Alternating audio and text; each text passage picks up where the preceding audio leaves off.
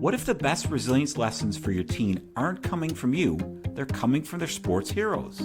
In this episode, author and former surgeon Dan Gold walks us through why athletes like Simone Biles, Tom Brady, and Andre Agassi are the ultimate resilience teachers. Also, how to use his book Game Changers to spark real conversations with your teen, and 3 mental skills every young person can learn and practice to perform better under pressure. I'm Tom. And I'm Jeannie. We are siblings on a mission to help kids become their strongest selves. Each episode, we share proven strategies with parents, teachers, and all who work with youth and teens to build resilient, confident kids who can tackle life's challenges and thrive. Welcome to the Raising Resilient Kids podcast.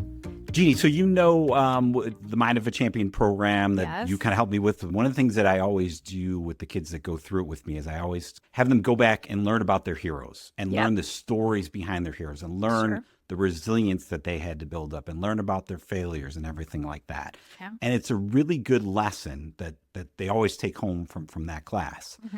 And then I came across a fantastic book. It's called Game Changers, Inspirational Sports Stories, an Empowering Playbook for Teens to Build Resilience, Crush Goals, and Cultivate Exceptional Character. I thought it was a fantastic book because there's so many lessons about all these different athletes and their stories and the resilience and the troubles and the things that they went through. And I am psyched because we have the author, Dan Gold, on the podcast today. That's fabulous. So, Dan, thanks so much for being here. Pleasure. Let me give you Dan's bio. So Dan Gold is a lifelong sports fan, father of 4, former surgeon and storyteller, and that came across clear in the book, who believes the lessons learned through sports mirror lessons that matter most in life. As a dad and youth coach, he saw firsthand how sports shape young people into stronger, more grounded individuals, and that belief is at the heart of his award-winning Game Changers series, so there's more than one book, which shares true stories of athletes and coaches whose lives remind readers that real success is measured not by wins, but by effort, resilience, integrity, and heart. His debut, this Game Changers Inspirational Sports Stories, earned a 2025 Reader's Favorite Gold Medal and continues to inspire teens, parents, and coaches alike. So, That's Dan, awesome. thank you. Yeah, welcome to the podcast. Before we even kick off, I got to ask Dan this because the bio led off with being a sports fan. So, Dan, what is your favorite sport to watch and your favorite sport to maybe play? And then who's your team that you root for the most? That's easy. Okay. My favorite sport in the world is baseball. All yes, right. me too. My favorite sport growing up was baseball. Oh, okay. And I grew up in Cleveland. Uh-huh. So I grew up loving what was the Cleveland Indians and is now the Cleveland Guardians. Guardians, okay. Still a change I'm having a hard time accepting. But yeah, it's in my blood. But I don't want to take you back to 2016, but now is probably not the right time to tell you that we're both Cubs fans, right? Yeah, that's okay. Listen, if you're going to talk about losing in baseball in Cleveland, like you're in my heartland there, right? So no problem. Exactly. I can deal with it. Excellent. Well, Dan, let's talk about the book. So, obviously this podcast is all about building resilience in youth and teens. I read so many different stories. Is there one story from the book, maybe an example that you think best demonstrates resilience? Well, they all do. But if I have to pick one that really works for me, I would pick Simone Biles. I think Simone is great because her story tells multiple stories of resilience, and that's why she's kind of useful. Her first great example to me of resilience is before she ever was a gymnast. She grew up in a very unstable environment, was put in foster care as a kid, was eventually adopted by her grandparents, a very tough beginning.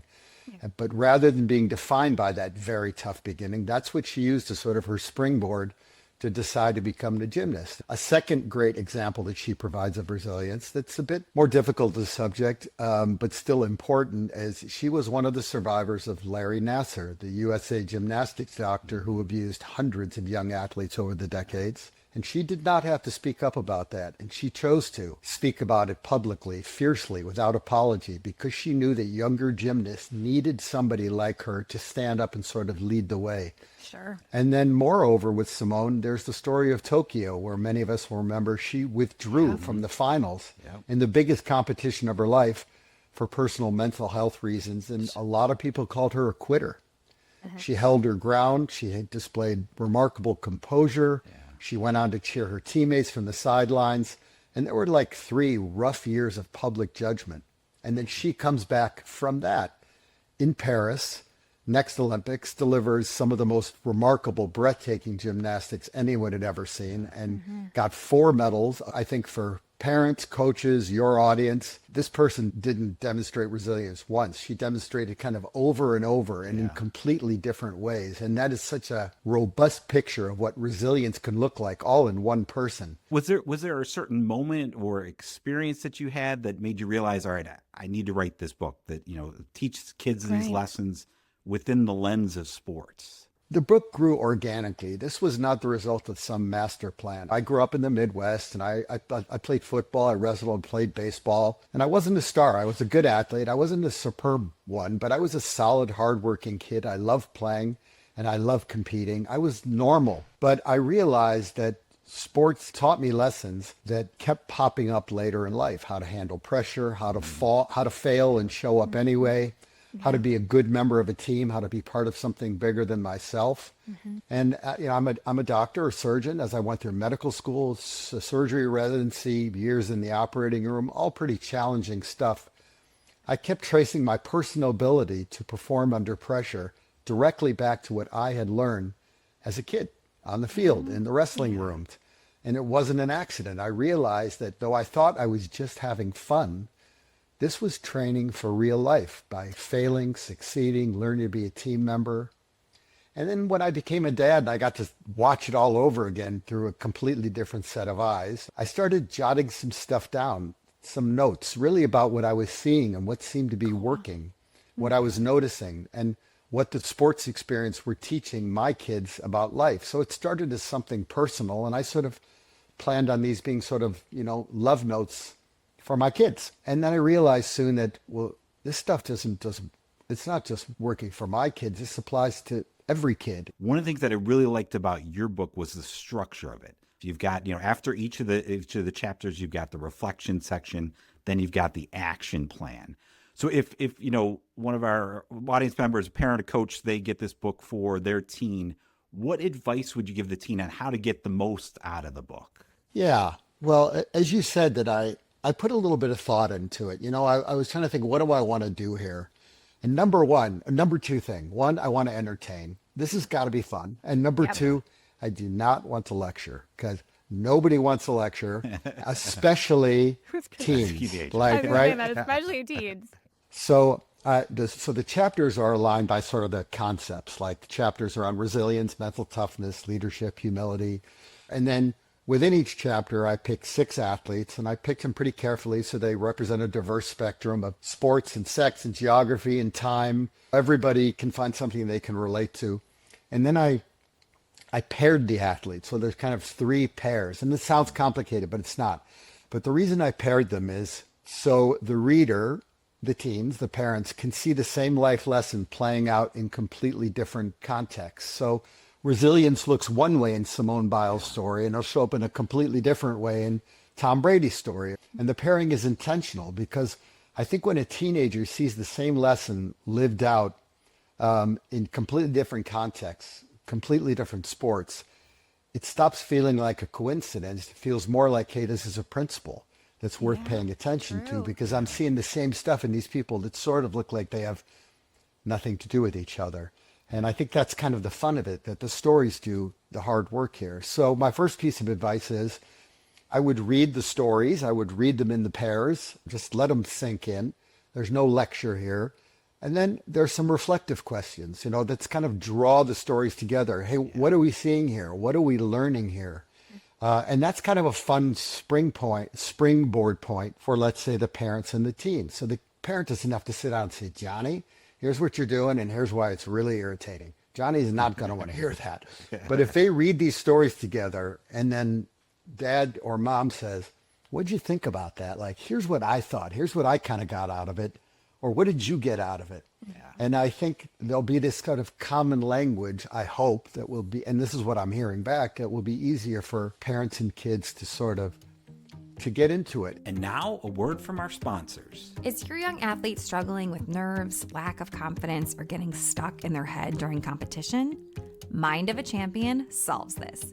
This program gives kids a mental toolkit to stay focused under pressure, bounce back from mistakes, and perform their best. These aren't just sports skills, they're life skills. Check out the link in the show notes for more information. Back to the podcast. I love that idea about sharing it, reading it with your child. I know just from when my kids were growing up, though, if I told them, hey, I'm going to read 100, 200 page book to you, they'd be like, they'll back up that.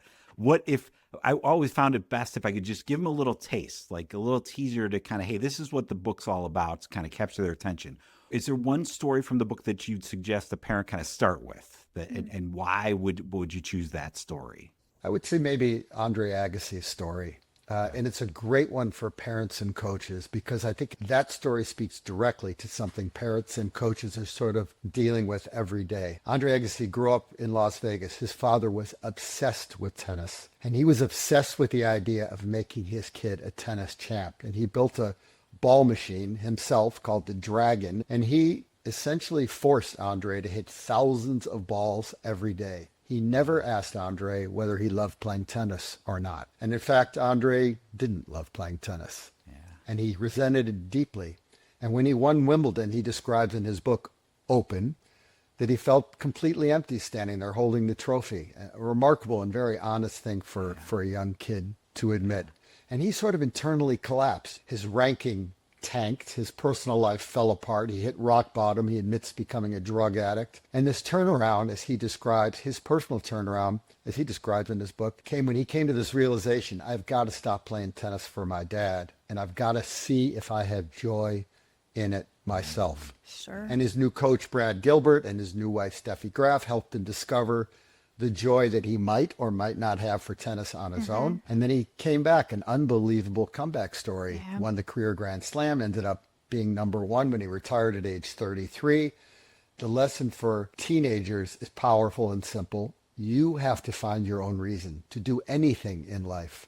And nobody else's reason is ever going to be enough to carry you through the hard parts that will inevitably come. And I think for parents and coaches, the message is, it's important that your head's on straight, that you're consciously parenting and not just assuming that what you think is best is going to be what serves your child the most. A great lesson for parents. I would say a great lesson for both, on both sides. One of the things that I found kind of interesting is there were some kind of questionable athletes you had in there that faced some public controversy. So I was curious why you chose to include their stories in there, great. And what you think that means for teens, how they can great question, and it's the one I would ask me too. I had a couple friends of mine read that and like, why would you put that guy in there? You know, a good friend of mine is a high school teacher in urban New York City, and he gave me some early feedback on the book. His students are like 13 to 17, and he told me kids at that age are actively looking for nuance. They are trying to move beyond the black and white way of thinking as children, and they're ready to start exploring life's complexity, its messiness, its imperfections. And when he said that, something sounded really right about that. We all know as adults, human beings are layered. No stories about humans are ever about perfection, that success is rarely linear. And in fact, some of the most important lessons, like around accountability or redemption or personal growth, they simply can't be illustrated well through a clean, straight success story.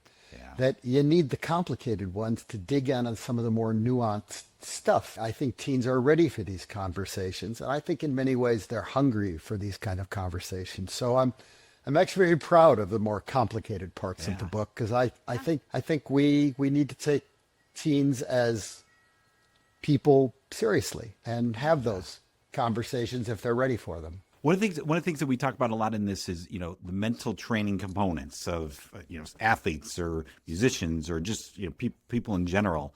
And this came up a lot in the book as I was reading through the book. Were there certain, as you were, researching all of these athletes, certain techniques or strategies that kept coming up more consistently, whether that's, we talk about mindfulness, visualization, those different techniques? Yeah, there were. And, I think there are probably three of them. You named two, visualization and mindfulness. Okay. And I would also add to that list positive self-talk. The first thing I'll say is I think the reason it's worth stopping and addressing this, and I'm glad you asked the question, that These aren't inherited skills. These are teachable skills.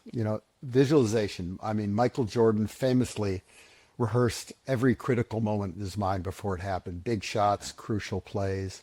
And the research on this stuff is actually extremely strong.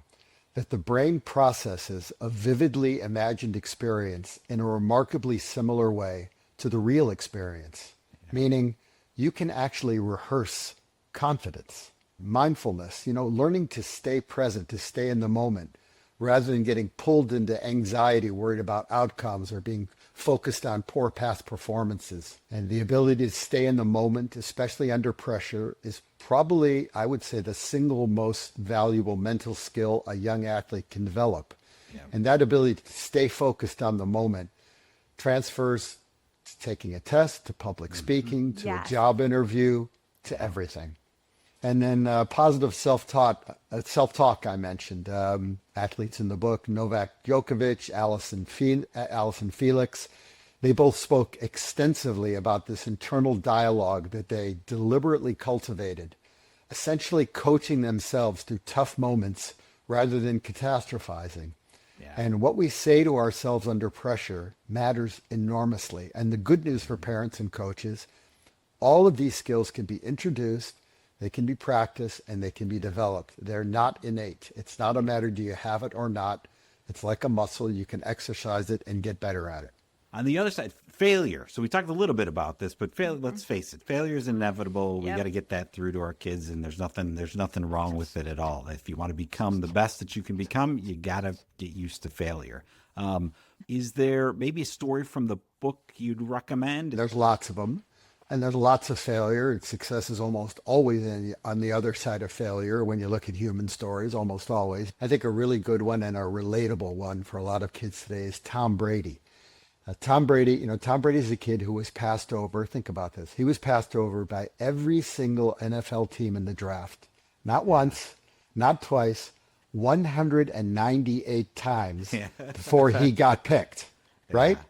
He failed over and over and over and over before he even got started playing, right? Truly. And they finally take a chance on this kid in the 6th round, and he was told right from the beginning by everybody, you're too slow, you're too weak, you don't have the arm. Yep. And I think what makes the Brady story particularly valuable for a teenager who just failed at something is that Brady's success was not built on one dramatic comeback moment. Yeah. His comeback was thousands of mornings showing up early at practice, working, improving, deciding he was going to show that everybody was wrong. He just refused to accept other people's verdict on what his ceiling was. And his comeback was invisible right up until the time that it wasn't. I think showing them something like the Tom Brady chapter or one like it, the story does the talking, where you see how did he respond? He just responded by going back to work tomorrow and deciding he was not going to give in. And over time, that wins. Well, Dan, if people want to grab the book, where can they connect with you? Where can they get this book as well as the other books, as well as the new book you got coming out? It's exciting. Yeah. Well, everything's on Amazon. And honestly, right, if Amazon doesn't sell it, then you probably don't need it. Because That so true. All That right? needs to be their new slogan. You should do that on the side, too. Great Right? taglines for companies. So the book is Game Changers, Inspirational Sports Stories. You held it up. It's the blue book with the basketball in the front, and it's all over Amazon. The second book is I wrote it right afterwards. It's the same thing but with coaches, because there's just so many cool coaches. So I just sort of made another one. That one focused a little more on leadership and identifying what's great in a leader. What do I want to be? If I want to be a leader, how do I establish a legacy now, even though I'm just a kid? And then we have a website. Just went up because this whole thing is pretty new. GameChangerStories.com. Cool. And that's kind of a home for this movement. And there's a thing in there about me, and there's a thing about the books and where to get them, and then talking about the next book. And then we have a couple cool sections in there. One of them is a coaches area, which we're sort of looking at coaches, high school, college, and pro coaches who do amazing things, who may not get the credit that they're due. And I'll just mention that the new book is the same kind of thing again, but it's a daily reader. It's 365, per day, little stories of a sports story, the lesson, and then, hey, what can I do with this today? this lesson today. Dan, anything else? Any final thoughts, advice, suggestions for all the parents, the teachers, coaches out there that are listening? Well, nothing they don't already know. You guys got the most important job on the planet. And we're all motivated, all of us parents and all of us who love kids, we're all motivated from a place of love. But I would say do it consciously, make sure that our own egos as fallible human beings, we try to keep that out of the equation, that we don't focus on the trophies, that we honor the effort, we honor the spirit, we honor the kindness and the heart. That's what makes real winners. Dan, this has just been so awesome. It has been so cool talking to you in here. And I can't believe that this was just something that you did, I don't know, in between being a father, a surgeon, then all of a sudden you're like, I'll also be an author too. But you can see your passion for it. And just thank you so much for the conversation today. Well, thank you. Thank you, guys. All right, Jeannie, another great conversation. Lots of good stuff there. What was your main takeaway? My biggest takeaway was the fact that Dan went through medical school, residency. He was a surgeon through his whole life. He found himself reflecting back on lessons that he learned when he was a youth in sports. It shows how powerful those lessons are, how you carry them through your entire life. And then the fact that he put together a book of these stories of these famous athletes, names that we all know, and how they essentially are doing the same thing, how important these stories really, really are. What about you? What were some of your takeaways? Yeah, I would agree. I think what I liked about it, and I talked about it a little bit earlier, just the way the book's structured and the fact that there's so many different athletes from so many different sports. Yeah. So I'm planning on using it in the Mind of a Champion program. So people, they go through the online program, but sometimes I do one, if they want more, I'll kind of do one-on-one coaching with them. My plan is for some of the longer coaching sessions that I've got, buying the book, giving it to the kid. And that way, no matter what sport they're in, there's going to be somebody in there likely from that sport because he has so many different athletes. And the way it was structured, the way he has those reflection questions and the action plan, it makes it so easy for myself or for a parent or for a coach to maybe, read a story or two with the kids and then use those questions. He's already got them there for you in the book to be able to kind of talk through some of this stuff and how would it apply to you and what can you take this and, how can you run with this knowledge going forward in your sports career, but like you said, then throughout whatever it is you decide to do with the rest of your life, whether that's to become a doctor or a lawyer or a teacher or whatever it may be, these lessons that you learn, you will continue to use forever and ever and ever. So I thought another fantastic conversation. Could not agree with you more. I love talking with Dan. Dan, thank you so much for being a guest on the podcast. Be sure to check out his book. All the links are below or in the show notes. And thank you so much again to all of you for listening.